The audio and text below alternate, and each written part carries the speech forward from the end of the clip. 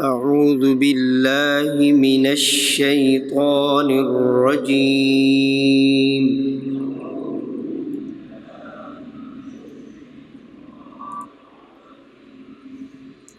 أعوذ بالله من الشيطان الرجيم.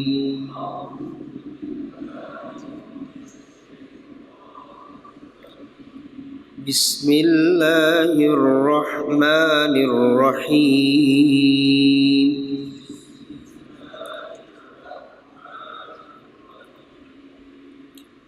حروف تاج الف با تا ثا جيم حا خا دال ذال را زا سين شين صاد ضاد طا ظا عين غين فا قاف كاف لام ميم نون واو ہا حمزہ یا. صفحہ نمبر 12. حروف حلقی حمزہ ہا عین حا غین خا، ان کی مشق. یہ دو حمزے ہیں، ایک عین والا اور ایک الف والا. الف والا حمزہ سیدھا پڑھا جائے گا اور جو عین والا حمزہ ہے وہ جھٹکا لگا کے پڑھا جائے. جس طرح قرآن مجید فرقان حمید میں آتا ہے یو مینو تو مینو بی سما، تو یہ حمزہ وہاں پہ ہوتا ہے عین والا جھٹکے والا حمزہ. تو اس کی پریکٹس حمزہ زبر حمزہ اس میں جھٹکا لگے گا. اکیلا اگر حمزہ ہوگا تو پھر جھٹکا نہیں لگے گا. دو اب اکٹھے ہو گئے تو جھٹکا لگے گا، کیونکہ جھٹکے والا حمزہ قرآن مجید میں آئے گا. حمزہ زیر حمزہ ای، حمزہ پیش حمزہ او. یہ دونوں حمزے ادا ہو گئے. ا ای او، آگے خالی ہے ا ای او. حمزہ زبر ہا اہ، حمزہ زیر ہا ای، حمزہ پیش ہا اوہ، اہ ای اوہ، ہا ہی ہو. حمزہ زبر عین آ، پہلے حمزہ اور پھر عین آ. حمزہ زیر عین اع، حمزہ پیش عین اع، اع اع اع. تو آگے عین ہے عَاِعُ،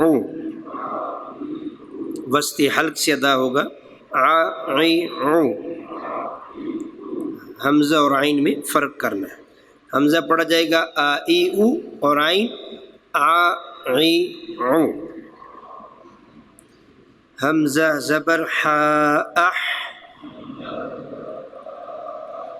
صفت ہم سے آواز جاری رہے گی۔ حمزہ زیر حا اح، حمزہ پیش حا اح، اح اح اح، حا حی حو۔ حمزہ زبر غین او، پر ہوگا، مستعلیہ بھی ہے اور ہلکی بھی۔ حمزہ زیر غین اغ، حمزہ پیش غین اغ، اغ اغ اغ، غا غی غو۔ حمزہ زبر خا اخ، حمزہ زیر خائخ، حمزہ پیش خاؤخ، اخ اخ اخ، خا خی خو۔ چند مثالیں ہیں انہی کی۔ با زبر حمزہ با، تو یہاں پہ جھٹکا لگے گا با۔ سین دو پیش سن، با سن۔ تو سمجھ آ گئی؟ پہلے حمزے میں جو جھٹکا لگایا تھا ہم نے دو حمزوں میں، تو یہاں پہ اس کو سمجھانے کے لیے کہ جب کلمے کے درمیان میں وہ آئے گا تو وہ جھٹکا لگایا جائے گا۔ با زیر حمزہ بی، را دو پیش رن، بی رن۔ یو مینو، یو مینو۔ اب ساتھ الف والا، اب الف کے ساتھ پریکٹس۔ با زبر الف با، سین زیر سی، باسی۔ طا دو پیش تن، باسطن، باسطن۔ طا پر پڑھ رہے ہیں، کیوں پڑھ رہے ہیں جی؟ مستعلیہ میں سے، طا حروف مستعلیہ میں سے ہے، اس لیے پر پڑھ رہے ہیں۔ حروف مستعلیہ 7 ہیں، خا صاد ضاد طا ظا غین قاف۔ باسط عالم مالک ہادی مہدی مہدی۔ اب ہا کی پریکٹس آ رہی ہے تو ہا آواز جاری رہے گی، اور حلق کا جو آخری حصہ ہے وہاں پہ مہدی۔ ہا زبر ہا، را زبر را، ہرا۔ میم دو پیش من، حرم حرم۔ احرام احرام۔ اہدنا اہدنا۔ حمد حمد۔ علیم علیم۔ ساتھ ہے الف والا حمزہ، تو ایک عین والا، ایک ہے علیم اور ایک ہے علیم، ٹھیک ہے؟ تو وسط حلق سے پہلا ادا ہوگا عین علیم، اور آگے والا ادنی حلق سے حمزہ ہے تو علیم، عین زبر الف عا،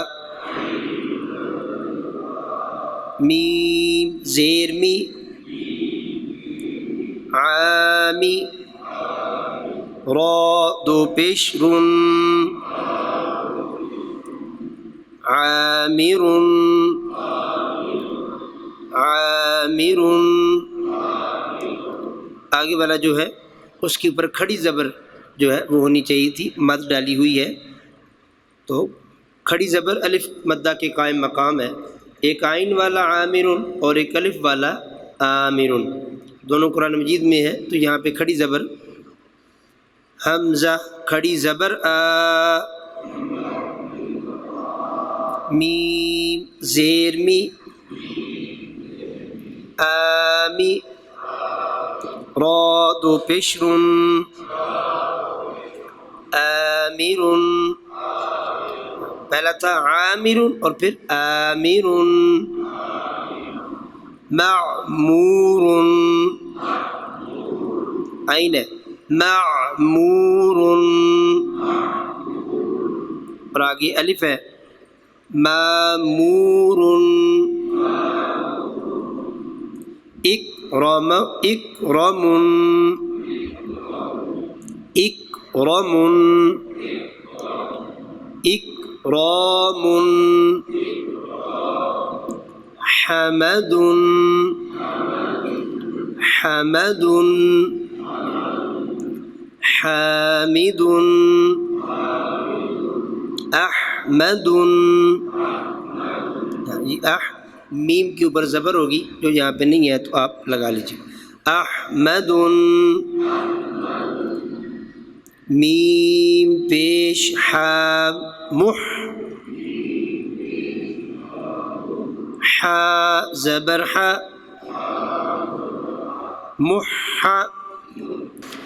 لفظ محمد، یہ شد جو ہے وہ میم پر، محمد، محمود، محمود، جی یہ حمد سے جو ہے یہ محمود تک نبی مکرم شفیع دو عالم صلی اللہ علیہ وسلم کے نام گرامی ہے۔ احرام، حرم، اغیار، غافر، غافر، مغفور، مغرور، مغرم، مغرم، غلام، اخبر، خواہ اخبر، اخبار، مخبر، خبیر، خبیر، مخمور، مخمور، میم زبر خا، مخ، صاد پیش واو سو، مخسو، صاد دو پیش سن، مخصوص، خالص، اخلاص، اخلاص، اخلاق، اخلاق، یہ دو سبق آج ہم نے پڑھے ہیں، تو ان کی پریکٹس کیجیے گا، اور جو بیچ میں مسٹیک ہے اس کو آپ خود ہی کور کر لیجیے گا۔ ایک ہے ہمارا عامر پہ کھڑی زبر دینی ہے، اور احمد میم پر پیش دینا ہے، اور محمد میم پر شد کرنی ہے، دوسری کو چھوڑ دینا۔ نماز یہ آپ نے یاد کرتے رہنا ہے، کیونکہ عنقریب آپ سے سنا بھی جانا ہے، کچھ دنوں بعد آپ سے سنا جانا، اور انشاءاللہ سب سے سنا جائے گا۔ 7 بچے ساتھ دیں گے حفظ کے، جو طالب علم ہے کل قبلہ حضرت صاحب فرما رہے تھے کہ انشاءاللہ ہم سنیں گے، تو یہ بڑی اچھی بات، آپ ان کی پریکٹس کر کے جو ہے وہ آئیے گا۔ شاہد سے التحیات للہ، التحیات للہ،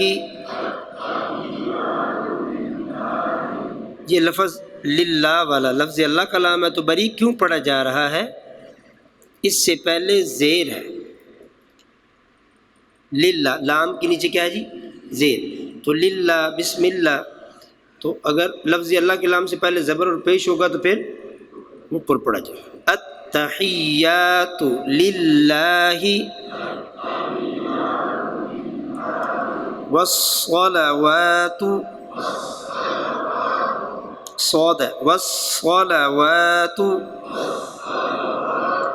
والطیبات السلام علیک ایہا النبی ورحمۃ اللہ وبرکاتہ، السلام علینا وعلی عباد اللہ وعلی عباد اللہ الصالحین، اشہد ان لا الہ الا اللہ واشہد ان محمدا عبدہ ورسولہ، عبدہ ورسولہ، اللہم صل علی محمد وعلی،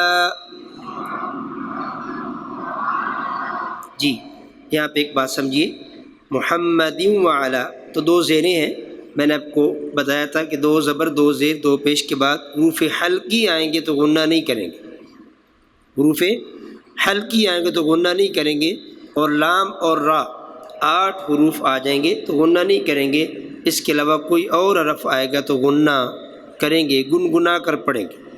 تو یہاں پر واو ہے تو حروف حلقی میں نہیں ہے، لام را بھی نہیں ہے، اور اسی طرح آگے محمدن کما میں کاف ہے تو وہ بھی حروف حلقی میں سے نہیں ہے تو غنہ کریں گے۔ اللہم صل علی محمد وعلی آل محمد کما صلیت علی ابراہیم وعلی آل ابراہیم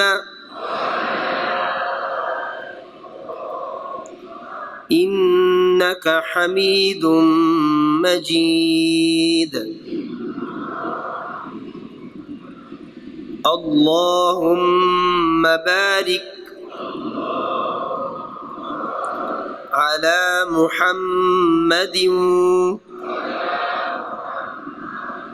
وعلی آل محمد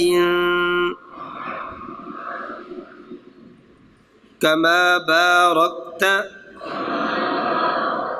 على إبراهيم وعلى آل إبراهيم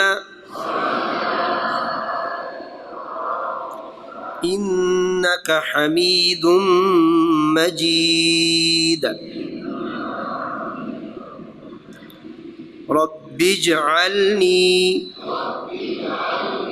مقيم الصلاة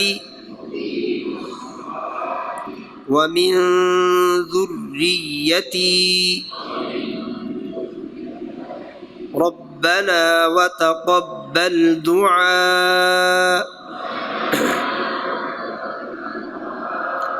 ربنا اغفر لي ولوالدي وللمؤمنين يوم يقوم الحساب وللمؤمنین، تو یہ حمزہ جھٹکے والا ہے جس کی آپ نے وہاں پہ پریکٹس کی ہے. وللمؤمنین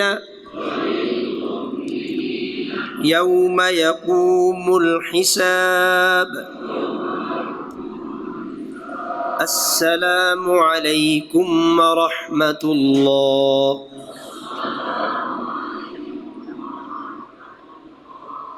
تیسویں پارے کی آخری دو صورتیں پڑھ لیجیے. اعوذ باللہ من الشیطان الرجیم.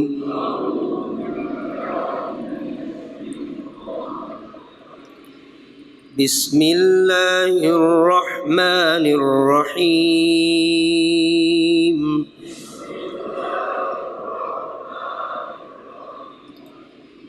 قل اعوذ برب الفلق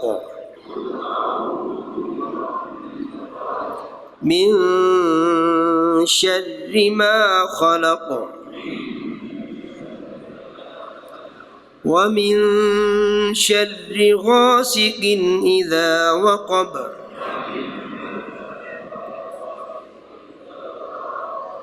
ومن شر النفاثات في العقد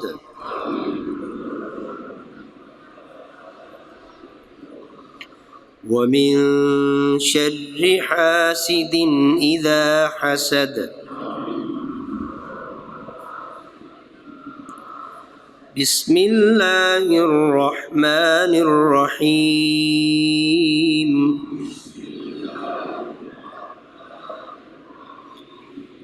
قل اعوذ برب الناس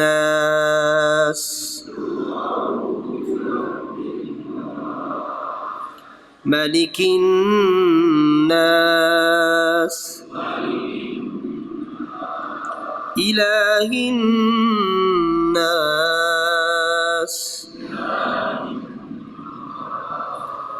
من شر الوسواس الخناس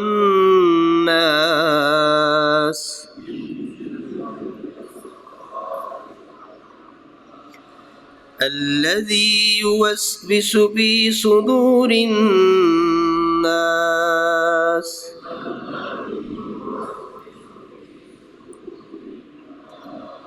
من الجنة والناس.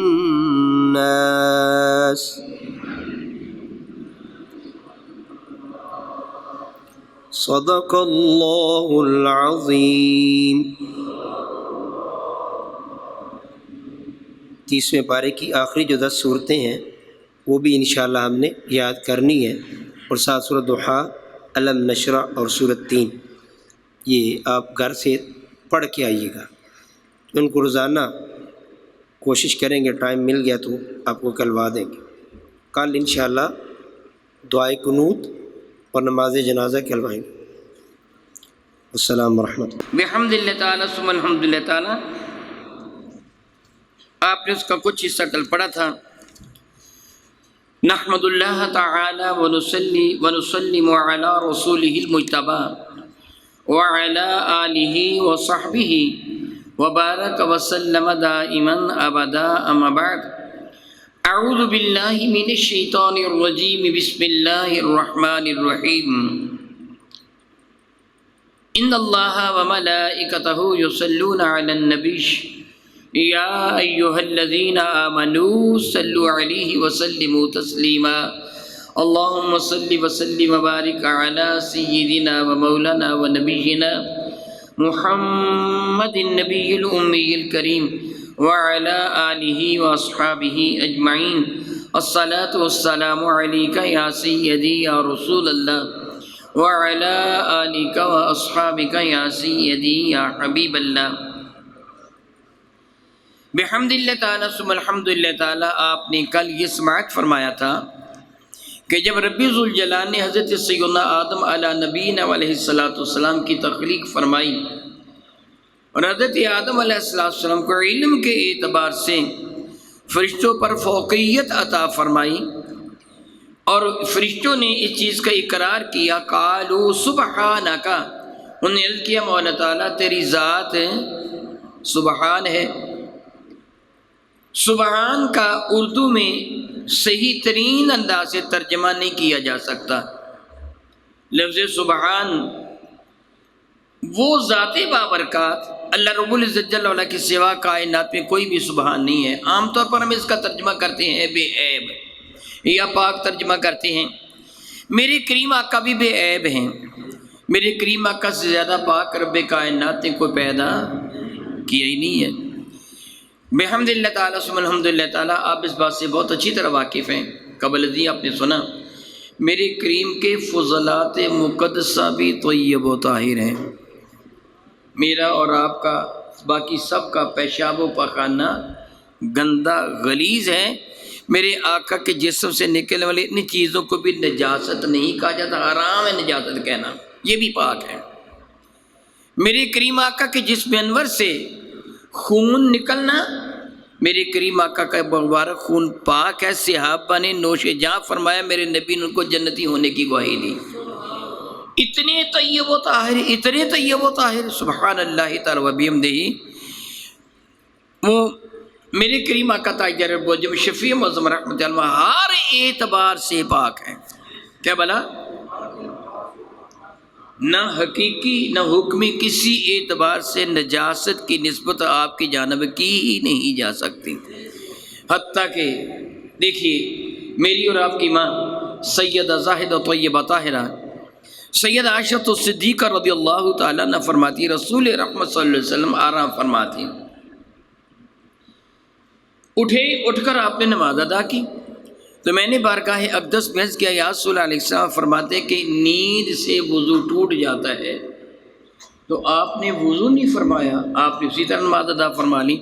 تو میرے کریم نے آقا نے فرمایا کہ میری نیند وضو نہیں توڑتی، یعنی یہ چیزیں مجھ پر یا آپ پر مسلط ہیں، میرے نبی اس سے مبرہ اور منزہ ہیں، میرے کریم آقا کی جانب ان چیزوں کی نسبت نہیں کی جا سکتی۔ اس کے باوجود میرے نبی سبحان نہیں ہیں، یعنی اتنی عظمتوں کے باوجود میرے کریم آقا سبحان ہے۔ ترجمہ عام طور پر کیا جاتا ہے پاک ہے وہ ذات۔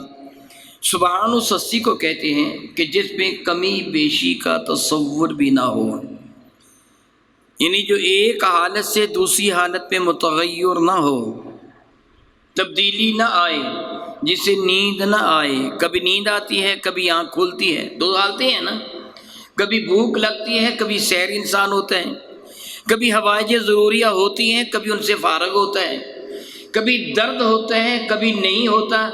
میری بات سمجھ آ رہا ہے آپ کو؟ یہ انسان کی حالتیں ہیں کہ نہیں؟ کسی وقت اس کو حوائج ضروریہ ہیں کہ اسے جانا ہے واش روم میں، وہ لیٹرین میں جانا ہے، کبھی وہ بالکل فارغ البال ہے، اس کو احساس ہی نہیں ہے، کبھی وہ بیمار ہے کبھی وہ تندرست ہے، کبھی اس کو اونگ آ رہی ہے کبھی بالکل ہوشیار ہے، کبھی نیند آ رہی ہے کبھی جاگ رہا ہے، کبھی دکھ ہے کبھی دکھ نہیں ہے، کبھی درد ہے کبھی درد نہیں ہے۔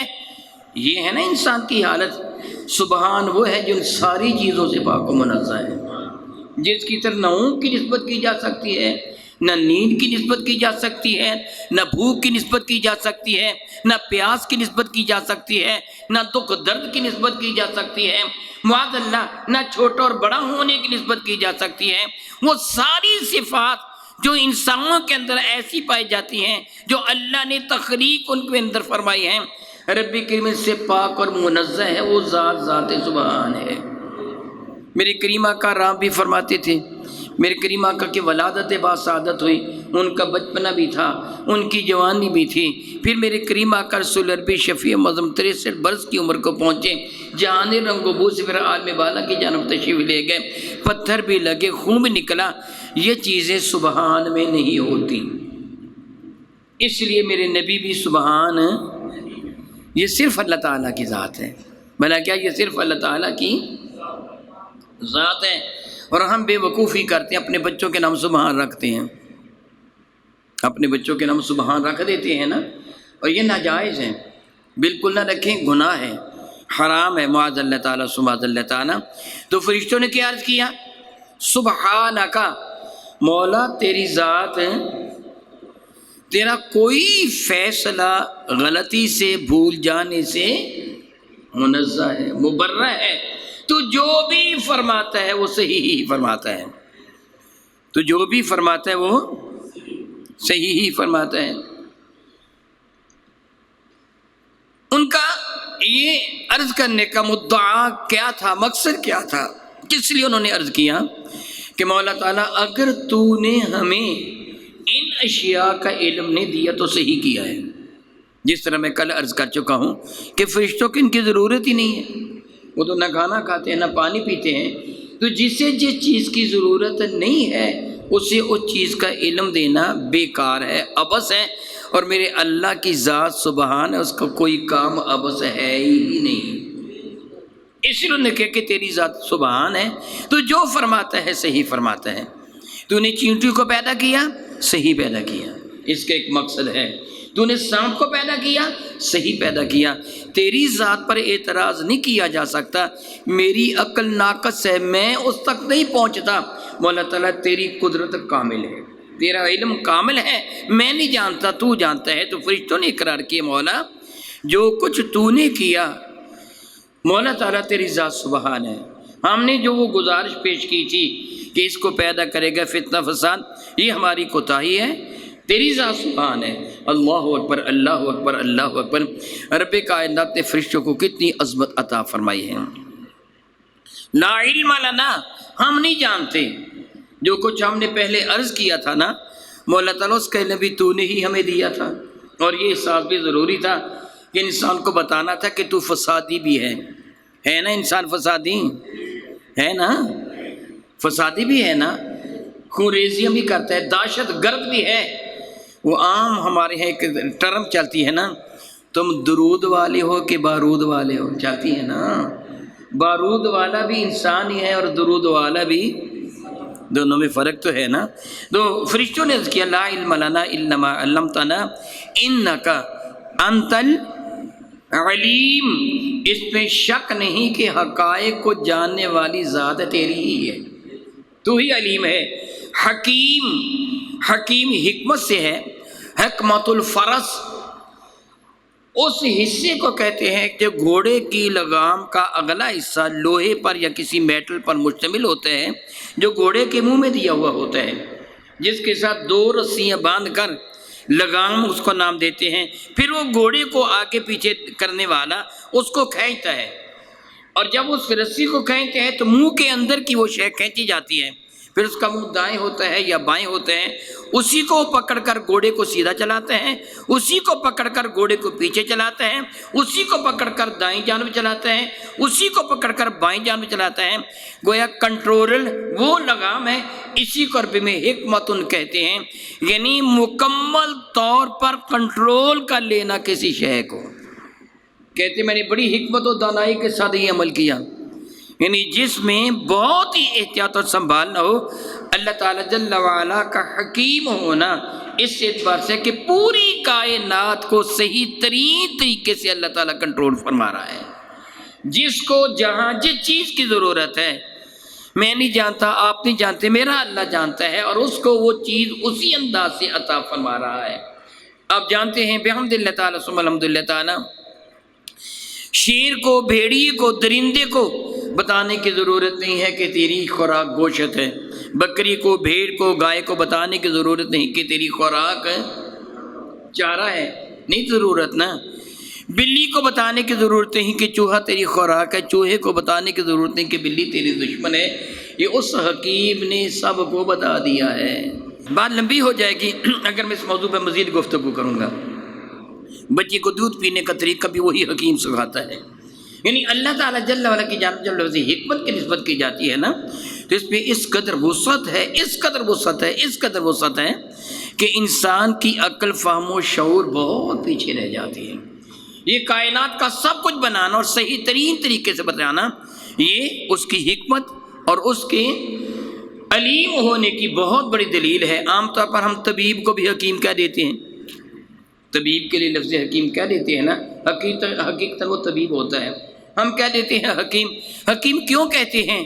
اس بنا پہ کہتے ہیں کہ یہ کسی مرض کی کیفیت کے مطابق اس کو دوائی دے گا، اس کی مقدار کتنی ہونی چاہیے، اس کا مزاج کیسا ہونا چاہیے، وہ کتنے وقت دینی چاہیے، اس کو مرض ہے کیا، یعنی اس چیز کے بالکل مطابق صحیح جو عمل کرنے والا وہ حکیم ہوتا ہے، کیونکہ وہ بتاتا ہے فلاں چیز تو نے کھانی ہے، فلاں چیز نہیں کھانی ہے، فلاں چیز جو نقصان دے گی، فلاں چیز فائدہ دے گی، دعا کی اتنی مقدار زیادہ نہیں کرنی ہے، کم بھی نہیں کرنی ہے، اتنے وقت کھانی ہے، کیونکہ وہ سب چیزیں اس کے عین طبیعت کے مطابق دیتا ہے، اس لیے اس کو اصطلاحاً حکیم کہہ دیتے ہیں۔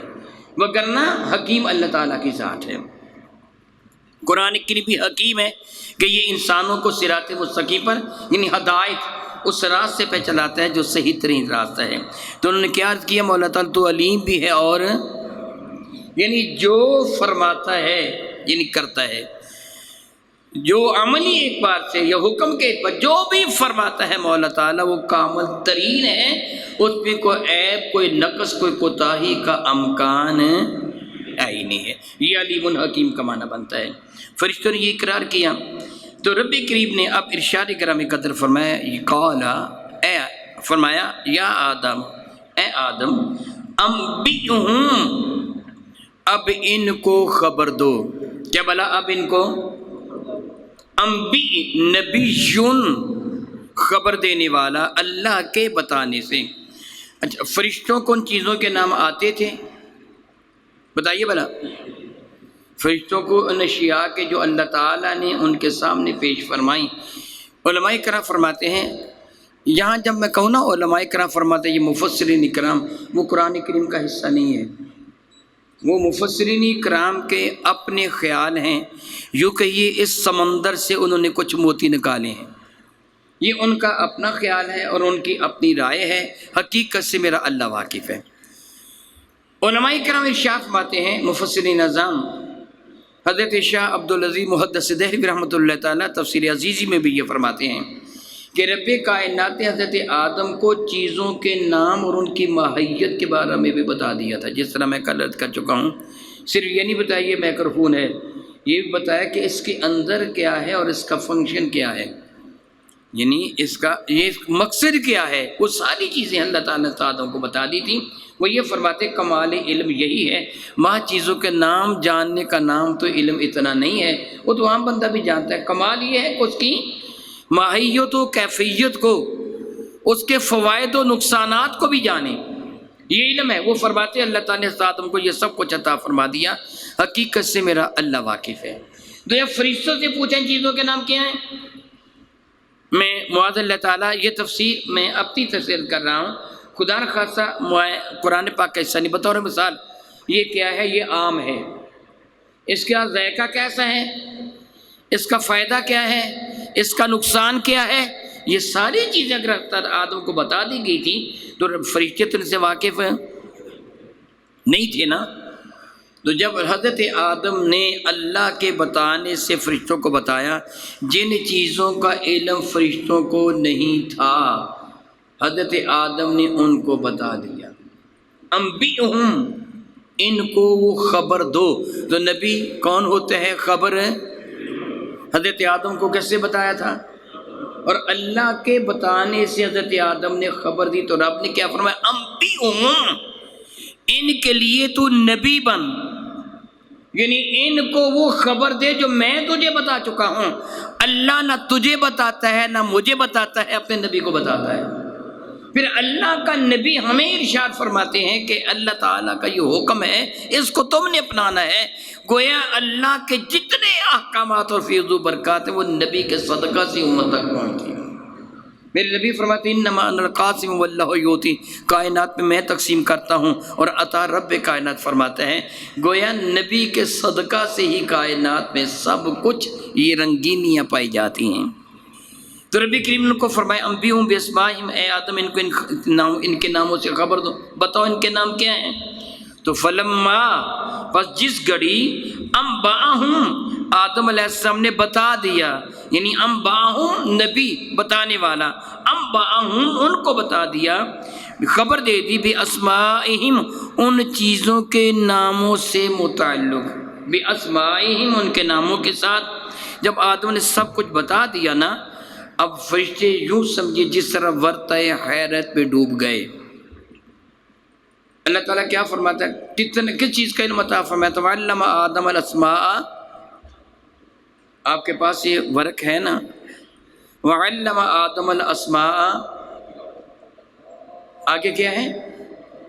کلھا، وعلم آدم الاسماء، اللہ نے آدم کو جز کے کل،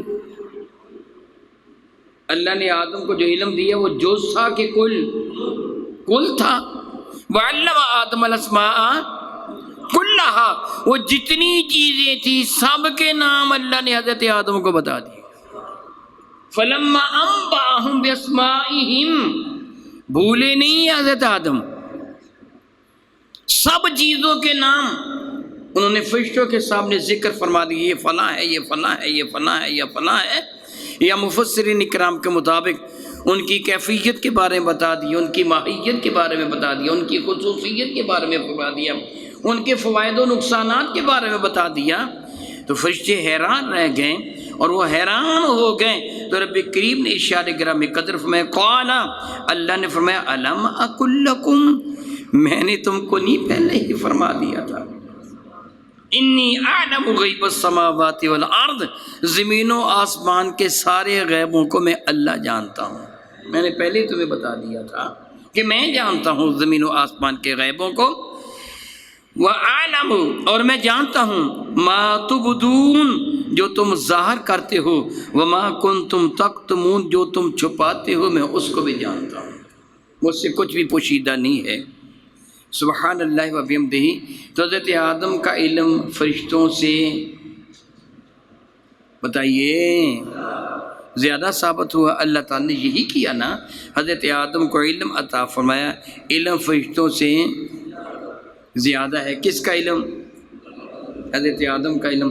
پھر سوچیے جس کے پیچھے حضرت آدم ہاتھ باندھے کھڑے تھے، اس کے علم کا کمال کیا ہوگا؟ بعض اوقات لفظ کل اور جز پر بڑی بحث ہوتی ہے کہ تم کہتے نبی کو کل علم ہے، کیسے ہو گیا؟ تو اللہ نے حضرت آدم کو کل علم دیا ہے۔ اگر حضرت آدم کے پاس کل ہے تو میرے نبی تو حضرت آدم کے بھی نبی ہیں۔ خود فرماتے ہیں میں فخر نہیں کرتا، قیامت کے لواء الحمد میرے ہاتھ میں ہوگا، اور آدم اور ان کے ماں سوا، یعنی سارے کے سارے ماں سوا، آدم اور ان کے ماں سوا جتنے بھی ہیں یہ سارے انبیاء لے آئیں یا سارے انسان لے آئیں، میرے نبی فرماتے ہیں میرے جھنڈے کے نیچے ہوں گے، میں تو سب کا نبی ہوں۔ تو جو آدم کے بھی آقا ہیں، آدم کے بھی سردار ہیں، آدم کے بھی نبی ہیں، پھر ان کے علم کا کیا کہنا کہ جن کی خاطر رب کائنات پوری کائنات کو تخلیق فرمایا۔ ارشاد فرماتے ہیں وَإِذْ قُلْنَا لِلْمَلَائِكَةِ اسْجُدُوا لِآدَمَ فَسَجَدُوا إِلَّا إِبْلِيسَ۔ یہ سارے کا سارا پروسیس ہو گیا، اب فرشتوں کے سامنے حضرت آدم کے شرف کا اظہار کس اعتبار سے کیا گیا؟ بتائیے بھلا، علم کے اعتبار سے۔ کس اعتبار سے حضرت آدم علیہ السلام کو فرشتوں پر شرف عطا فرمایا؟ قوت کے لحاظ سے تو نہیں، روپے پیسے کے لحاظ سے تو نہیں، دنیا کی دولت کے اعتبار سے، نہیں، کس اعتبار سے فرشتوں پہ شرف عطا فرمایا؟ پتہ چلا کہ علم دین بہت عزت والی چیز ہے، اور اللہ تعالیٰ نے چیزوں کے نام اگر بتائے اس کا تعلق بھی دین کے ساتھ ہے کہ اللہ نے ان کو عطا فرمایا ہے۔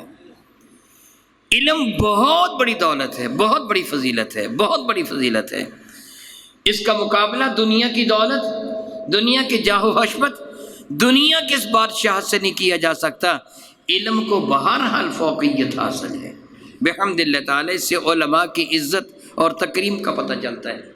اسی لیے جو طالب علم اپنے گھر سے علم دین سیکھنے کے لیے بحمد اللہ تعالیٰ آپ علم دین سیکھنے کے لیے آتے ہیں، جو طالب علم کا زندگی کے جس حصہ میں کیوں نہ ہو، کتنی بھی عمر کیوں نہ ہو، علم دین سیکھنے کے لیے اپنے گھر سے قدم اٹھاتا ہے، اللہ کے فرشتے اس کے لیے اپنے پر پھیلا دیتے ہیں کہ اس کی عزت بہت زیادہ ہے۔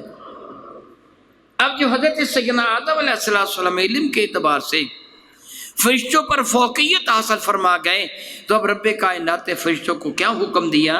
اللہ تعالیٰ نے ارشاد گرامی قدر فرمایا، فرماتا ہے اس واقعہ کا سبحان اللہ، وہ اگر آدمی کو اللہ تعالیٰ نے میرے نبی کا پیار عطا فرمایا، یعنی صحیح ایمان والا ہونا، تو اس کو پڑھتے ہوئے لطف بڑا آتا ہے۔ قرآن پاک جب وہ پڑھتا ہے نا اور اس کے ذہن میں اس کا تھوڑا بہت ترجمہ ہوتا ہے، لطف آتا ہے۔ میں نے آپ کو بتایا تھا کہ علماء کرام مفسرین نظام ارشاد فرماتے ہیں کہ جہاں لفظ وعظ ہوتا ہے وہاں اذکر پوشیدہ ہوتا ہے۔ وہاں کیا بلا اذکر کا معنی کیا ہوتا ہے؟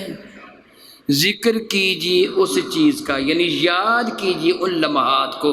یہاں فرماتے ہیں وَإِذْ قُلْنَا، اے محبوب ذرا ان لمحات کو یاد کیجیے جب ہم نے حکم دیا تھا۔ گئے محبوب تم دیکھ رہے تھے یا اس واقعہ سے تم باخبر تھے؟ اگر میں آپ کو یہ کہوں اس وقت کو یاد کرو، اس سے کا معنی کیا ہوگا؟ تمہیں پہلے بھی کیا بولا؟ تمہیں پہلے بھی اس وقت کو یاد کرو جب پہلے دن کلاس لگی تھی۔ میں کن کو کہوں گا؟ جو کلاس میں آئی تھی، جو آیا ہی نہیں اس کو یہ جملہ کہوں گا؟ معلوم ہوتا ہے کہ رب کائنات نے یہ سارے علوم میرے محبوب کو عطا فرما دیے۔ وَإِذْ قُلْنَا، یاد کیجئے اس وقت کو جب ہم نے حکم دیا تھا للملائکۃ، فرشتوں کے لیے کیا حکم دیا تھا؟ اسجدوا لآدم، تم سجدہ کرو آدم کو۔ بحمد اللہ تعالیٰ قبل ازیں اس موضوع پر تھوڑی سی گفتگو ہو چکی ہے کہ یہ سجدہ تعظیم کا تھا، عبادت کا۔ اللہ تعالیٰ شرک کے شدید ترین مخالف ہے۔ ان شرک لظلم عظیم، ان شرک، اس سے بڑھ کر کوئی ظلم ہے ہی نہیں ہے، اس سے بڑھ کر کوئی ظلم ہے ہی نہیں کہ بندہ اللہ تعالیٰ کی جگہ کسی اور کو لے کے آئے۔ میں اللہ سے معافی مانگتا ہوں، میرا اللہ مجھے معاف فرمائے، میں توبہ کرنے کے بعد یہ جملہ کہہ رہا ہوں، کوئی اپنے باپ کی بجائے کسی اور کو اپنا باپ کہے وہ بے غیرت اور بے حیا ہے کہ نہیں؟ بتائیے۔ کسی کا جو باپ ہے وہ کہتا ہے یہ میرا باپ نہیں، میرا باپ فلاں ہے، میری ماں کا نکاح اس کے ساتھ ہوا مگر میرا باپ فلاں ہے، یہ جملہ کہے اس سے بڑھ کر کوئی بغیرت ہے؟ اس نے اپنی ماں پر کتنا برا الزام لگایا اور خود کو حرام زادہ کہا۔ میں اللہ سے معافی مانگتا ہوں، میرے کریم مجھے معاف فرما دینا، میں نے سمجھانے کے لیے کہا ہے۔ یہ بے غیرتی ہے، اپنا باپ بدلنا بے غیرتی ہے، تو اللہ کا انکار کرنا کتنی بڑی بے غیرتی ہوگی۔ اگر تو اپنے باپ کا انکار کرے تو بے غیرت ہے، بدترین بے غیرت ہے۔ تو معاذ اللہ تعالیٰ اگر تو اس کا انکار کرے، اس کی جگہ بت کو کہے یہ میرا رب ہے، اس کی جگہ بت کو کہے یہ میرا رب ہے، تو اس سے بڑھ کر بے غیرت اور ظالم اور کون ہوگا؟ اس لیے شرک بدترین ظلم ہے، اور اللہ تعالیٰ مشرک کو نہیں معاف فرمائے گا۔ قرآن کریم اللہ تعالیٰ شاہ فرماتا ہے کہ مشرک کو معاف ہے، اس کے سوا جس کو چاہوں گا معاف فرما دوں گا۔ وہ چاہے تو مشرک کو معاف فرما دے، وہ چاہے تو مشرک کو معاف فرما دے، مگر اس سے فرمایا میں نہیں معاف کروں گا، اور معاذ اللہ تعالیٰ اس کی طرف جھوٹ کی نسبت نہیں کی جا سکتی۔ جو اس نے فرما دیا حق ہے، فرما دیا، بالکل ضرور بھی ضرور ایسے ہی ہوگا، وہ مشرک کو معاف نہیں فرمائے گا، اس کے سوا جس کو چاہے گا معاف فرما دے گا۔ تو اللہ نے جو سجدہ کرنے کو حکم دیا، یہ کبھی بھی عبادت کا نہیں ہو سکتا کہ اللہ تعالیٰ نے اس کو بدترین جرم قرار دیا اور اللہ جرم کا حکم دے گا، اللہ یعوذ باللہ تعالیٰ۔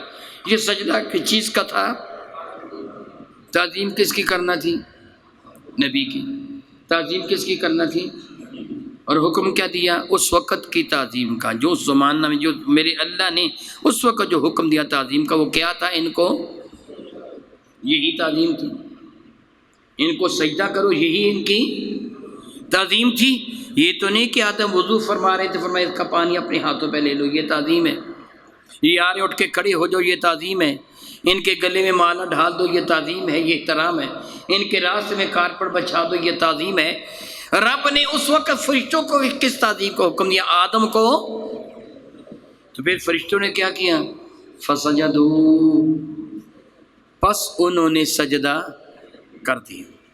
انہوں نے سجدہ، وہ اللہ کے نافرمان نہیں، انہوں نے سجدہ الا، سوائے ابلیس جو رحمت سے دور تھا۔ ابلیس اس کو کہتے ہیں جو رحمت سے بہت دور ہو، جس پر لعنت ہو، نامراد ہو۔ اب اس کا ترجمہ ہی سمجھیے، سب فرشتوں نے نبی کی عظمت کے سامنے سر جھکا دیا، سجدہ کر دیا، سوائے اس کے جو رب کی رحمت سے بہت دور اور لعنتی تھا، سوائے اس کے جو رب کی رحمت سے بہت دور۔ اور شیطان کا یہی معنی بنتا ہے، ابلیس کا بھی یہی مردود، جو رب کی رحمت سے بہت دور اور لعنتی تھا۔ جو رب کی رحمت سے دور ہوتا ہے، دو ہی چیزیں ہیں نا، یا رحمت ہے یا پھر لعنت ہے۔ میری بات کو سمجھیے گا اور مجھے میری بات کا جواب دیجیے گا، یا رحمت ہے یا پھر لعنت ہے، یہی ہے نا۔ یا کسی پہ اللہ کی ایمان والوں پر، یا کسی پر اللہ کی کافروں پر، یا لعنت ہے یا رحمت ہے۔ فرشتوں پر رحمت ہوئی، انہوں نے سجدہ کر دیا۔ ایک وہ تھا جس پر رحمانی لعنت ہوئی، اس سے سجدہ نہیں کیا، وہ رحمت سے دور ہو گیا۔ پتہ چلا نبی کی تعظیم وہ کرتے ہیں جس پر اللہ کی رحمت ہوتی ہے، نبی کی تعظیم وہ کرتے ہیں جس پہ اللہ کی رحمت ہوتی ہے، اور جس پر اللہ کی لعنت ہوتی ہے وہ نبی کی تعظیم نہیں کرتا ہے، وہ نبی کی تعظیم۔ پھر آپ کو 2 رکعت نماز نفل شکر نعمت میں پڑھنی چاہیے کہ نہیں، کہ آپ کے دل میں اللہ نے اپنے محبوب کی محبت پیدا کی ہے؟ پڑھنی چاہیے نا، کہ اللہ تعالیٰ تیرا شکر ہے۔ اب فرشتوں پر اللہ نے رحمت کی، ایک پر ابلیس پر، اس کا نام تھا عزازیل۔ کیا نام تھا اس کا؟ جس طرح جبرائیل ہے، میکائیل ہے، اسرافیل ہے، اسرائیل ہے، اس طرح عزازیل اس کا نام تھا، عزت والا اس کا نام تھا۔ رب کائنات نے اس کی عزت بھی چھین لی، اس کا نام بھی بدل دیا، اسے ابلیس کرا دے کہ فَخْرُجْ فَإِنَّكَ رَجِيمٌ، نکل جا۔ رجیم، رجم کسے کہتے ہیں؟ پتھر پھینکنا، دور سے کوئی چیز مارنا۔ فَإِنَّكَ رَجِيمٌ، یعنی تجھ پر مسلسل، وہ میں سادہ سے لفظوں میں آپ کو سمجھاؤں گا۔ اللہ کرے اللہ کرے اللہ کرے اللہ کرے آپ حج بیت اللہ کی سعادت سے باخبر ہوں، اور پھر آپ رمی جمار کے لیے جائیں، وہاں کا منظر ذہن میں رکھیں، چاروں طرف سے کینکریں پڑ رہی ہوتی ہے نا، اور جب وہ رمی جمار ہو رہی ہوتی ہے نا، جمروں کو رمی کیا جا رہا ہوتا ہے، پتھر مارے جاتے ہیں، تو بارش سے بھی زیادہ اس پہ پتھروں کے وہ کینکر گرتے ہیں۔ تو اب رجیم کیا ہوا؟ جس پر ہمیشہ لعنت نازل ہوتی رہی ہے، ہو رہی ہے، وہ بنا نا۔ اچھا، اب میں آپ سے ایک سوال کرتا ہوں، میرے کریم آقا پر کائنات میں سب سے زیادہ رحمت، اتنی رحمت کہ سراپا رحمت اللہ عالمین، اور کائنات میں سب سے زیادہ لعنت ابلیس پر، کائنات میں سب سے زیادہ لعنت ہے ابلیس پر، کائنات میں سب سے زیادہ رحمت میرے کریم آقا رسول رحمت پر۔ تو سچ بولنے والے پر کیا ہوتا ہے؟ رحمت، اور جھوٹ بولنے والے پر کیا ہوتے ہیں؟ تو گویا سچ بولنے والا میرے نبی کے دامن کرم سے وابستہ ہے، اور جھوٹ بولنے والا نے ابلیس کی کا بازو تھام رکھا ہے۔ اپنے آپ کو جھوٹ سے بچائیے گا، ابلیس سے لعنت ہی ہے، جھوٹے پر لعنت ہوتی ہے، ہمیشہ سچ بولیے گا۔ تو میں عرض کر رہا تھا رب کریم ارشاد گرامی قدر فرماتے ہیں فسجدوا، سجدہ کر دیا الا ابلیس، مگر ابلیس سے سجدہ نہیں کیا، ابا، اس نے انکار کر دیا۔ ابا کا کیا معنی ہے؟ انکار کا، واستکبر، اور اس نے اپنے آپ کو بڑا ثابت کیا۔ تکبر کا کیا معنی ہوتا ہے؟ اپنے آپ کو بڑا ثابت کرنا، اور یہ اللہ تعالیٰ کی شان ہے۔ وَهُوَ الْعَزِيزُ الْجَبَّارُ الْمُتَكَبِّرُ سبحان اللہ عما یشرکون۔ اللہ تعالیٰ عزیز بھی ہے، غالب بھی ہے، جبار بھی ہے، بہت قوتوں والا ہے، مجبور کر دیتا ہے بندے کو۔ جبار مفعول کا صیغہ کیا ہے؟ مجبور، مجبور کر دیتا ہے بندے کو عمل کرنے پر، جرأت نہیں کسی کی کہ اس کے سامنے کوئی روح گردان نہیں کر سکے۔ ساری کائنات مجبور ہے اس کے حضور، وہ جبار ہے، زبردست قوتوں والا۔ متکبر، وہ خود بتاتا ہے میری شان کتنی بلند و بالا ہے، یہ اسی کو زیبا ہے۔ بندہ متکبر بنے گا تو شدید گناہ گار ہے۔ میرے اللہ کی ذات ہے جو اپنی بڑائی خود بیان فرماتا ہے۔ تو اس نے مستکبر، اس نے تکبر کیا۔ وہ تکبر کیا تھا بنا؟ اس نے کہا تھا انا خیر منہ، میں اس سے اعلیٰ ہوں، کہ مجھے تو نے آگ سے بنایا اور اس کو مٹی سے بنایا۔ آگ اوپر کو جاتی ہے، مٹی نیچے کو آتی ہے، تو پھر میری شان بلند ہے، اس سے پھر میں اتنے ہزار یا لاکھوں یا کروڑ یا ارب ارب میں نہیں جانتا، میرا اللہ جانتا ہے۔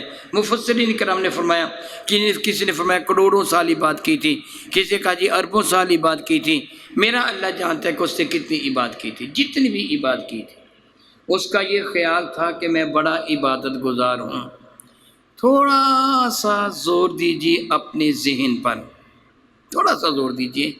میں نے آپ کو بتایا تھا کہ میرے کریم کی خدمت فیض درجت میں عرض کیا گیا فلاں بندہ بڑا ہی نیکوکار ہے، یاد آ گیا آپ کو؟ میرے کریم فرمایا کون؟ یا رسول اللہ فلاں، فرمانے کہ وہ تو اچھا نہیں ہے۔ پھر وہ آ بھی گیا، جب میرے کریم نے اس سے پوچھا کہ کیا ابھی تو اپنے دل میں یہ نہیں سوچ رہا تھا کہ تجھ سے اعلیٰ ہی کوئی نہیں ہے؟ تو کہنے لگا جی، میرے کریم نے کیا فرمایا؟ میں نے نہیں کہا تھا اس کے اندر شیطان ہے، اب شیطان نے یہی کہا نا کہ میں اعلیٰ ہوں، شیطان کا یہی دعویٰ تھا نا کہ میں اعلیٰ ہوں۔ کس سے اعلیٰ ہوں جی؟ نبی سے۔ کس سے اعلیٰ ہوں؟ پھر اس عبارت کے بارے میں آپ بتائیے، بعض اوقات امتی عمل میں نبی سے بڑھ جاتا ہے، کیا بولا؟ بعض اوقات امتی نبی سے بڑھ جاتا ہے، پھر یہ عبارت کیسی ہوگی بتائیے نا؟ اور بھئی یہ عبارت مسلمان کی ہے یا شیطان کا گواہ ہے؟ امتی نبی سے بڑھ سکتا ہے؟ جو کہے میں نبی سے اعلیٰ ہوں وہ کون ہوتا ہے؟ وہ تو شیطان ہوتا ہے، وہ تو نبی کا امتی ہوتا ہی نہیں ہے۔ اگرچہ ایک اعتبار سے ساری کائنات نبی کی امتی ہے، مگر یہ امت دعوت ہے، ان کی طرف نبی تشریف لائے ہیں۔ امت اجابت ہوئے جنہوں نے مانا، امتی کہلوانے کا حقدار تو ہوئے کہ جنہوں نے نبی کو مانا۔ شاید آپ میری اس گفتگو کو نہ سمجھ سکے ہوں، میں تھوڑی سی وضاحت کر دوں تاکہ آپ کے ذہن میں الجھن باقی نہ رہے۔ امت دعوت وہ ہوتی ہے کہ جس کی جانب نبی کو بھیجا گیا۔ وہ کیا ہے نبی کی امت؟ کہ نبی نے کن کو دعوت دینی ہے؟ جو مان جائے گا ان کو امت اجابت کہتے ہیں کہ انہوں نے قبول کر لیا۔ میرے کریم آقا کی امت دعوت میں کون شامل ہیں؟ میرے نبی فرماتے ارسلت الی الخلق کافہ، رب کریم نے مجھے ساری مخلوق کا نبی بنا کے بھیجا ہے۔ اب میرے کریم سب کی طرف نبی بن کے شیطان کی جانب بھی، تو جس نے میرے نبی کا کلمہ طیبہ پڑھ کر ان کے دامن کرم سے وابستہ ہو گیا وہ میرے نبی کی امتیں اجابت میں شامل ہو۔ کس میں؟ امتیں اجابت میں۔ تو پھر میرے نبی کی امت میں ساری کائنات شامل ہے، جنہوں نے مانا وہ سیدھی راہ پہ آ گیا، نہیں مانا گمراہ ہو گئے۔ تو شیطان بھی شامل ہے نا، جو یہ کہے میں اس سے بہتر ہوں۔ معاملہ گڑبڑ ہو گیا یا نہیں ہو گیا؟ ہو گیا نا۔ نبی سے بہتر نہیں ہوا جا سکتا، بہتر تو بہت دور کی بات ہے، بہت دور کی بات ہے، اس کے برابر بھی نہیں ہوا جا سکتا۔ ربی کریم کا کیا اشارہ کرام ہے؟ لا ترفعوا اصواتکم فوق صوت النبی، اے تیری ذات تو بہت دور کی بات ہے، تیری آواز بھی نبی کی آواز سے بلند نہ، تیری ذات تو دور کی بات ہے، تیری ذات تو دور کی بات ہے۔ جس طرح یہ دیکھیے آپ نے مجھے اونچی جگہ پہ بٹھایا، خود نیچی جگہ پہ بیٹھے، مجھے اونچی جگہ پہ بٹھایا، خود نیچی جگہ پہ بیٹھے۔ کسی کا میرے برابر ہونا تو دور کی بات ہے، آواز کا اونچا ہونا تو آسان بات ہے، کوئی بھی کھڑا ہو کے بات کر سکتے ہو، توہین تو نہیں ہے۔ میری بات کی سمجھ آپ کو آ رہی ہے؟ میں کہتا ہوں آپ سے سوال کیجئے، مجھ سے جو سوال کرتے ہوں، ایک میری آواز ہے، آپ نے میری آواز سے اونچی آواز میں سوال کیا، میری آواز سے آواز اونچی ہو گئی، اس کو آپ توہین تو نہیں سمجھتے؟ کہتے ہیں پوچھ رہا ہوں میں، شاید یہ کہتا کہ آواز تو پہنچانی ہے نا، میں نے اونچی آواز میں آپ نے میرے ساتھ گفتگو کر لی، میری کوئی توہین تو نہیں کی؟ ایک آدمی میرے برابر کرسی بچھا کے بیٹھ گیا، آپ نے برداشت نہیں کیا؟ کیوں شاہ جی کے برابر کرسی بچھا کے بیٹھے ہو مگر اونچی آواز تو اس میں سے میرے ساتھ بات کر لی، اس کو تو آپ توہین نہیں سمجھتے؟ میرے نبی کا دربار مقدس وہ عظمت والا دربار ہے، رب فرماتا آواز کو بھی اونچا نہیں کرنا ہے، تمہاری آواز بھی میرے نبی کی آواز سے اونچی نہ ہو۔ جب آواز بھی نبی کی آواز سے اونچے کرنے کی اجازت دی تو اس کے برابر ہونے کی اجازت کب ہے؟ اللہ تعالیٰ فرماتا ہے لا تقدموا بین یدی اللہ ورسولہ، خبردار خبردار اللہ اور اس کے رسول سے آگے بڑھنے کی کوشش نہ کرنا۔ تم بظاہر رسول سے آگے بڑھ رہے ہو، گناہ ایسے ہوگا جس طرح اللہ سے آگے بڑھ رہے ہو۔ خبردار خبردار وَمَن يُطِعِ الرَّسُولَ فَقَدْ أَطَاعَ اللَّهَ، اطاعت جو نبی کی اطاعت کرے گا اس کی غلامی کا پٹا گردن میں ڈالے گا، حقیقت میں اسی نے اللہ تعالیٰ جل وعلا کی اطاعت کی ہے۔ تو میں عرض کر رہا تھا اس نے تکبر کیا، وَكَانَ مِنَ الْكَافِرِينَ، وہ کافروں میں سے ہو گیا۔ رب کریم نے شعر گرامی قدر فرمایا وَقُلْنَا، اور ہم نے فرمایا یا آدم اسکن انت وزوجک الجنۃ، یا آدم اسکن، اے آدم تم سکونت اختیار کرو، انت آپ خود بھی، وزوجکا اور آپ کی، وزوجکا آپ کی زوجہ محترمہ بھی، جنت جنت کے اندر۔ سبحان اللہ تعالی و بحمدہ، اصل جنت میں کس کو بھیجنا تھا؟ انت آدم تم جنت میں جاؤ، آدم یا آدم اسکن انت، اے آدم تو سکونت اختیار کر جنت میں، وزوجکا اور تیری بیوی۔ اصل مقصود آدم ہے، حضرت حوا آدم کے صدقہ سے جنت میں جا رہی ہیں، حضرت حوا حضرت آدم کے وسیلہ سے، ان کی وجہ سے جنت میں جا رہی ہیں کہ آدم تو اور تیری بیوی جنت میں جاؤ، وَكُلَا اور کھاؤ تم دونوں، منہا جنت سے، رغدن حیث شئتما جتنا چاہو جہاں سے چاہو، ولا تقربا هذه الشجرہ مگر قریب بھی نہ جانا اس درخت کے۔ کیا جنت میں کوئی مضر شے بھی ہے، نقصان دینے والی شے بھی ہے؟ اس میں تو نعمتیں نعمتیں ہیں۔ کوئی شے حرام بھی ہے جنت کے اندر؟ نہیں، اس میں تو پاکیزہ اور حلال چیزیں ہیں ساری کی ساری، مگر یہ کیا ہے؟ یہ ایک امتحان ہے، ایک تربیت ہے۔ رب کائنات جل وعلا نے فرشتوں سے کیا فرمایا تھا؟ انی جاعل فی الارض خلیفہ، میں نائب کہاں بنانے والا ہوں؟ اور حضرت آدم کو کیا حکم دیا؟ زمین پر چلے جاؤ۔ جنت میں جانے کے لیے تو خلیفہ بنایا ہی نہیں تھا، بنایا تھا زمین کے لیے، لیکن اب تربیت بھی تو فرمانی، وہ رب ہے، وہ رب ہے، تربیت فرماتا ہے۔ پیدا ہوتے ہی بچے کو مشقت میں نہیں ڈالا، انسان ہے تو اس کی ماں کے سینے میں اس کا رزق بھیج دیا، چل کھا پی، ایسے ہے نا۔ اور دیکھیے اس کی انداز ربوبیت کی طرف میں تھوڑا سا اشارہ کرتا ہوں، وقت تو زیادہ ہو جاتا ہے تفصیل کرتے ہوئے، لیکن لطف آتا ہے۔ بچہ جب چھوٹا ہوتا ہے تو اس کے دانت نکلتے ہیں کہ نہیں نکلتے؟ جی دانت نکل آتے ہیں نا۔ پھر جب وہ بڑا ہوتا ہے 6 7 8 سال کی عمر کا، پھر کیا ہوتا ہے؟ وہ دانت گر جاتے ہیں، وہ دانت گر جاتے ہیں، اس کی جگہ ایسے کیوں ہوتا ہے؟ وہ پہلے دانت آئے جو تھے کیا وہ ٹھیک نہیں تھے؟ بڑے خوبصورت ہوتے ہیں وہ دانت، ایسے ہیں نا، یہ کیوں گر گئے؟ پھر بڑے بعد میں کیوں آ گئے؟ تو رب کی ربوبیت کو نہیں سمجھا.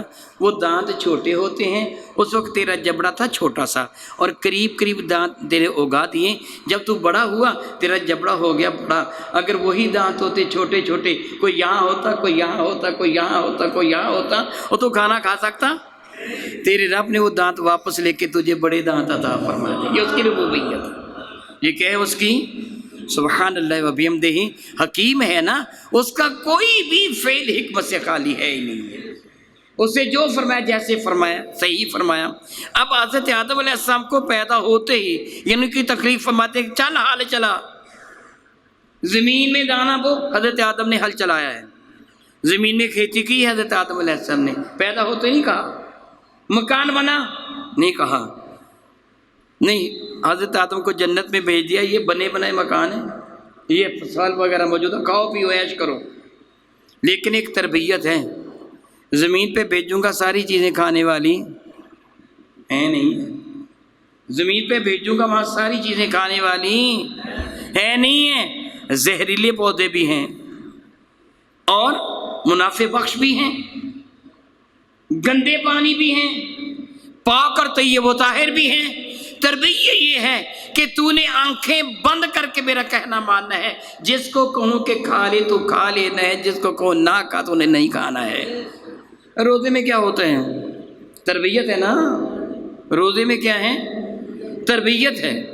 تقوی حاصل کر رہا اللہ کم تتقون. مقصد اس کا یہی ہے. صبح کھانا کھا رہے ہوتے ہیں، اچانک اعلان ہوتا ہے سحری کا وقت ہے، وہ کھانا کھانا بند کر دیے. کتنی بھی بھوک لگی ہے، یہ کھانا اب کیا ہو گیا؟ حلال کے ناپاک نہیں ہے، ناپاک ہے، بلکہ کیا ہو گیا؟ اب کھائیں گے نہیں، کھائیں گے تو گناہ گار ہو جائیں گے، حرام ہو گیا.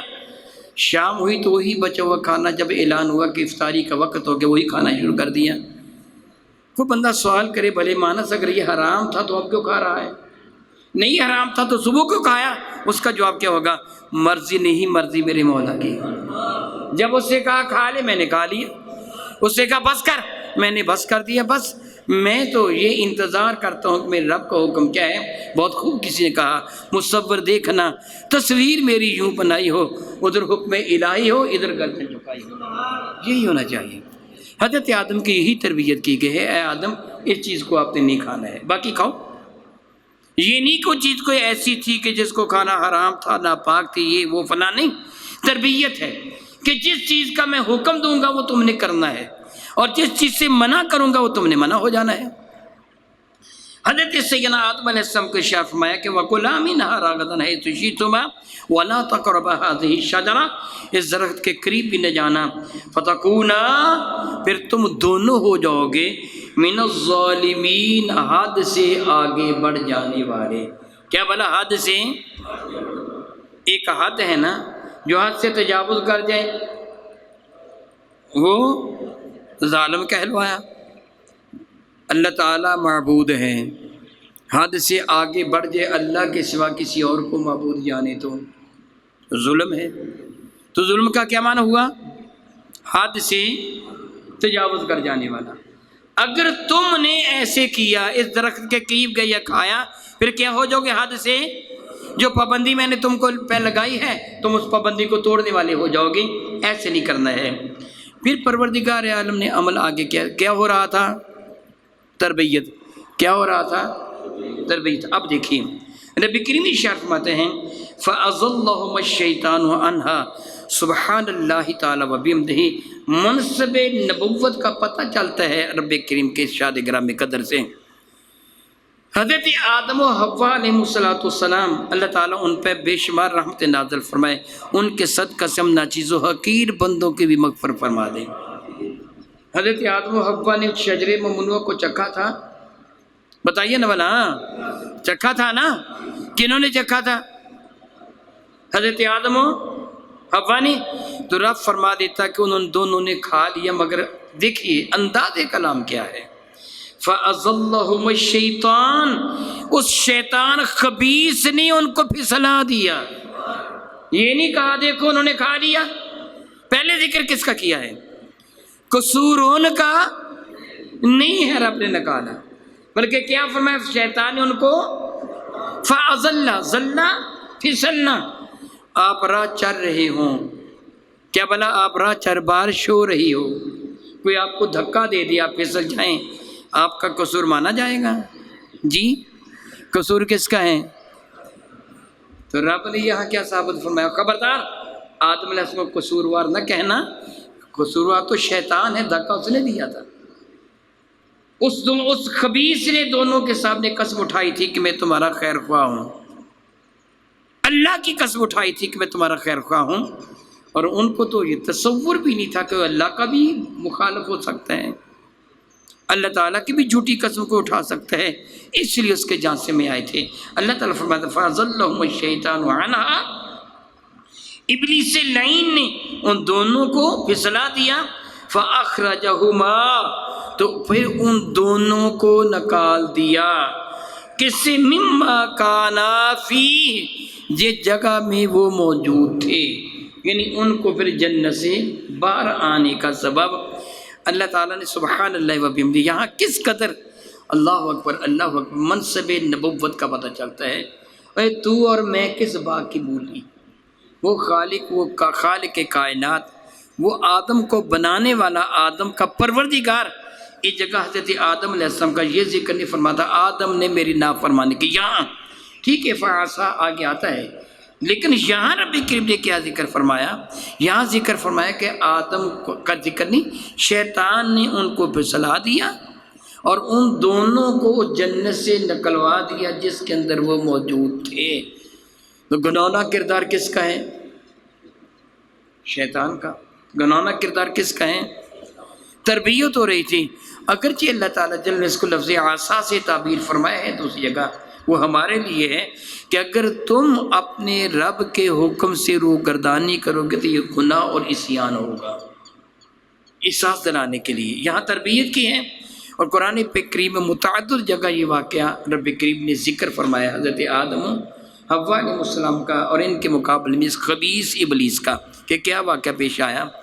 یہ سارا واقعہ جو ذکر کیا اللہ تعالیٰ نے، دیکھیے ہم آخری نبی کے امتی ہیں، کیا بھلا ہم آخری نبی کے، یہ آخری نبی کے امتی ہونا بھی بہت بڑی فضیلت کا باعث ہے۔ ایک تو ہے نا کہ ہمارے نبی فضیلت والے اس بنا پہ، اور دوسرا کیا ہے، پہلے نبیوں پر اللہ نے جو احکامات نازل فرمائے تھے، جن لوگوں نے احکامات نہیں مانے ان پر کیا نازل ہوا؟ اللہ کا عذاب یا غضب نازل ہوا نا، انہوں نے نافرمانی کی۔ تجربہ سے ثابت ہوا کہ رب کی نافرمانی کرنے والوں پر غضب نازل ہوتا ہے۔ تجربہ سے کیا ثابت ہوا؟ کہ نافرمانی کرنے والوں پر اللہ کا، گویا وہ تجربہ ہمیں پتہ چل گیا، بجلی کو ہاتھ لگانے والا مر جائے گا، اب دوسرا بندہ اس کی طرف دیکھ کے احتیاط کرے گا۔ پہلی امتوں کو بطور تجربہ جب ہم پڑھتے ہیں تو ہم احتیاط کریں گے، گویا آخر میں آنا بھی اللہ کی نعمت ہے کہ سابقہ امتوں سے تجربہ حاصل کیا۔ یہاں بھی وہی کچھ ہے۔ حضرت آدم علیہ السلام کا واقعہ اور ابلیس کا یہ قصہ ذکر فرما کے اللہ تعالیٰ نے ہمیں احساس دلایا ہے، اور دیکھو جس سے تمہارے ابا سے دشمنی کی وہ تمہارا دوست کیسے ہو سکتا ہے۔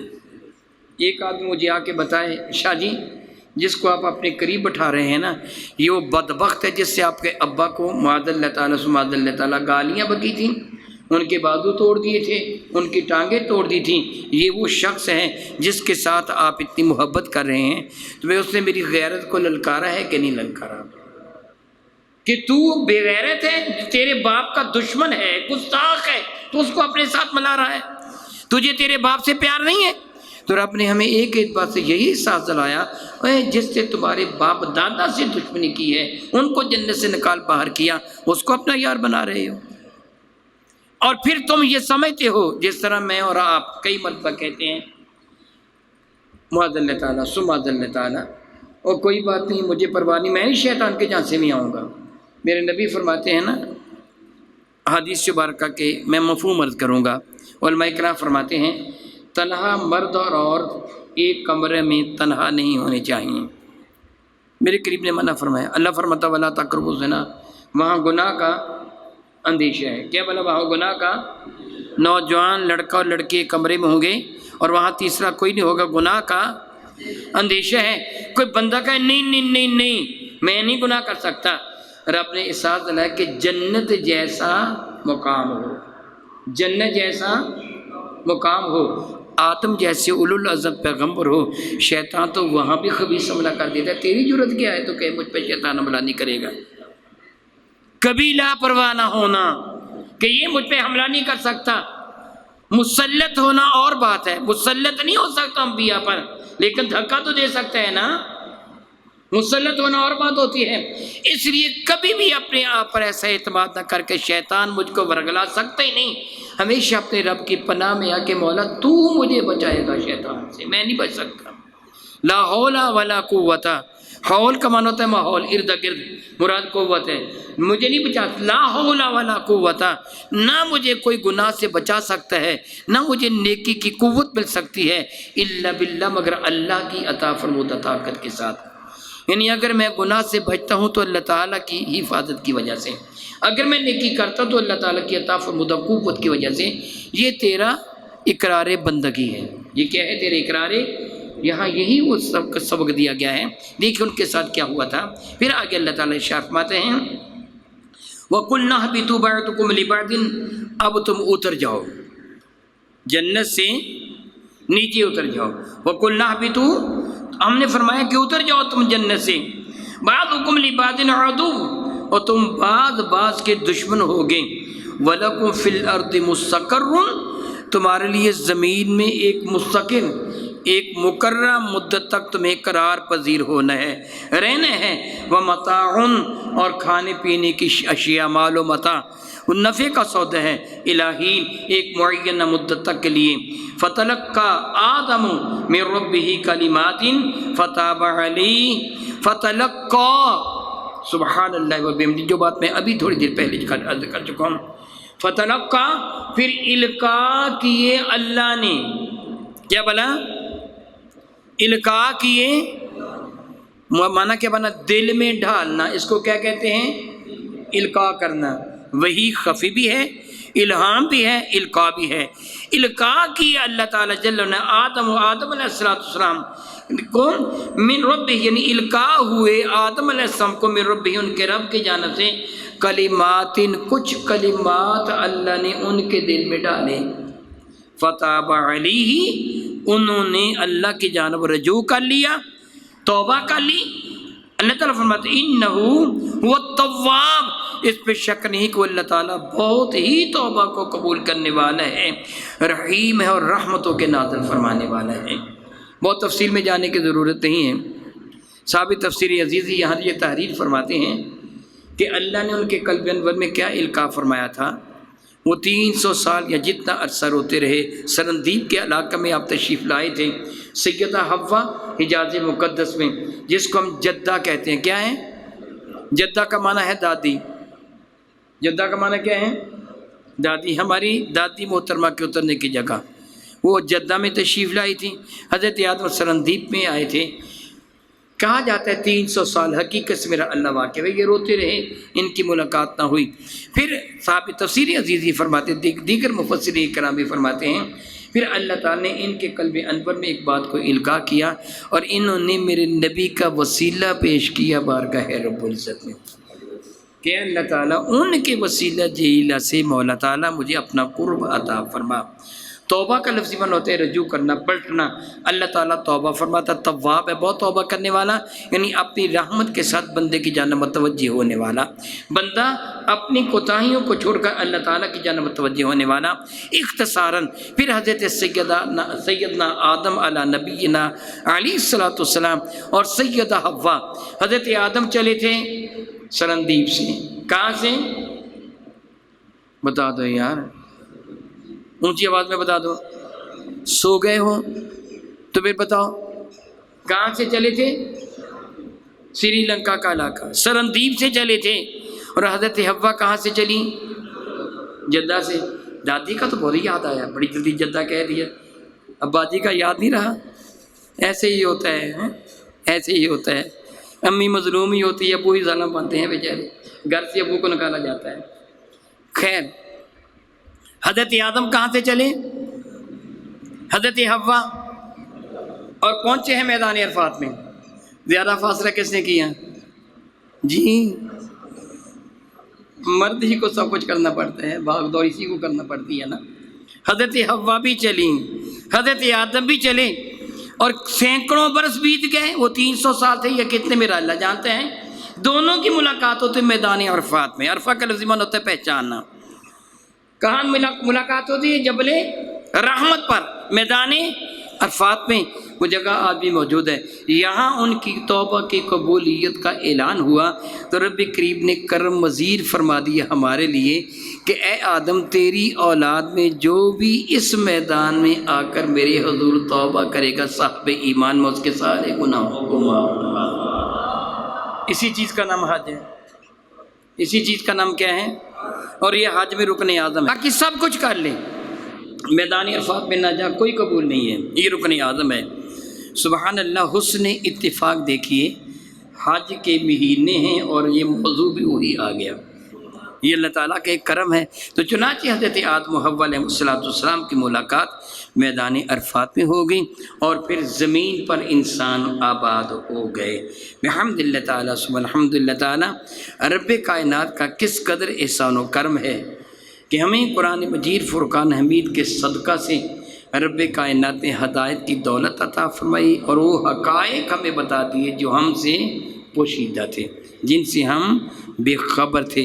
میں دعا کرتا ہوں رب کائنات میری کریمہ کا رسول عربی کے صدقہ سے ہمیں حقائق کو سمجھنے اور عمل کی توفیق عطا فرمائے۔ آمین ثم آمین، وآخر دعوانا ان الحمد للہ رب العالمین۔